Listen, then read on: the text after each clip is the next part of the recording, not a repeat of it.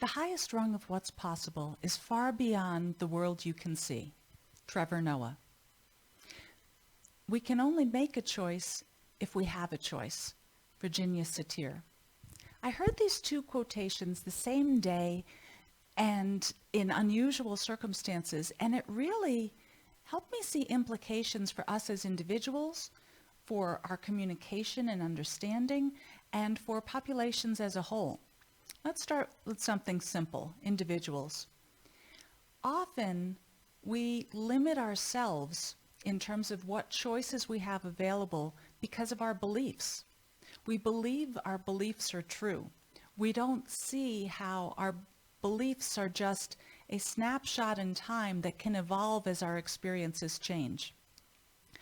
For example, until really only about 8 years ago, I was socially terrified.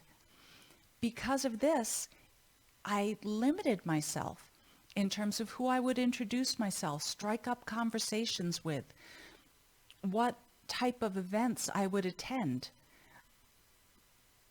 These limitations I imposed on myself. I limited my choices.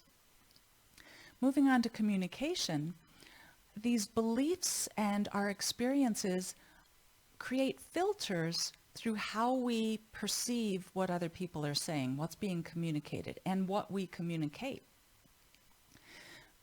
Have you ever been in an argument with someone and you realize that you are coming at it from completely different set of facts? You don't have a common base for understanding, and so of course you're in conflict.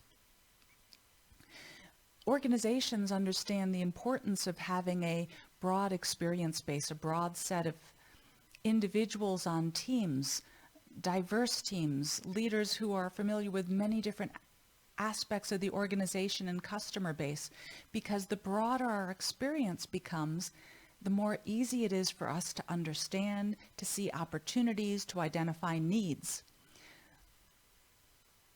As this understanding evolves, we climb a few more rungs up that ladder of possibilities. When it comes to populations, this same belief and experience base limits how we perceive other population groups. For example, there's an American belief in the American dream. I believe in the American dream. My grandmother was a product of the American dream. Not my grandmother, my great-grandmother. She immigrated in the early 1900s as a young teenager with 6 younger siblings in tow, virtually no money to her name, unable to speak English. And yet 2 generations later, there was a thriving family business that was supporting everyone. She lived the American dream, but how did it happen? Well, there's another American belief that give a person a fish, feed them for a day. Teach a person to fish, feed them for a lifetime. My grandmother was taught how to fish.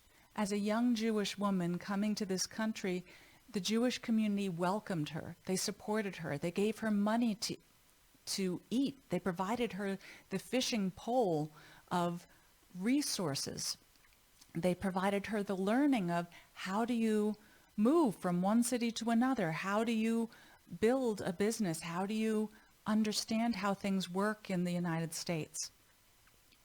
That combination of the fishing pole of resources and the knowledge of how things work helped my grandmother experience the American dream. A lot of immigrants don't have that same privilege.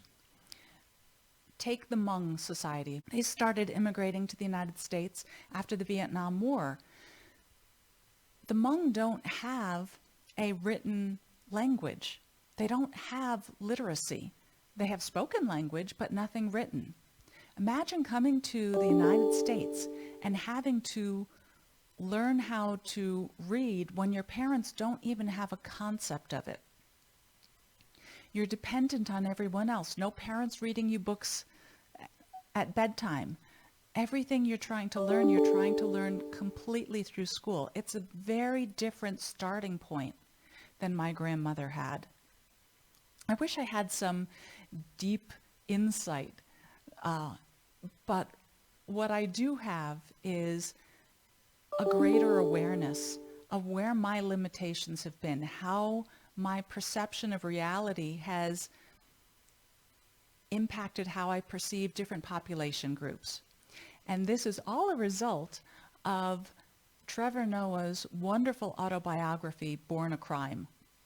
He is such an incredible storyteller. This story of diversity, apartheid, racial relations, intermixed with his comedic ability to tell a story, expanded my awareness of how, even though I've been aware of implicit bias, I've been educated, I look for stories about differences in different populations, I was a babe in the woods, and there's so much left for me to learn. So I highly recommend the book. Maybe it will help you see things in a broader light as well.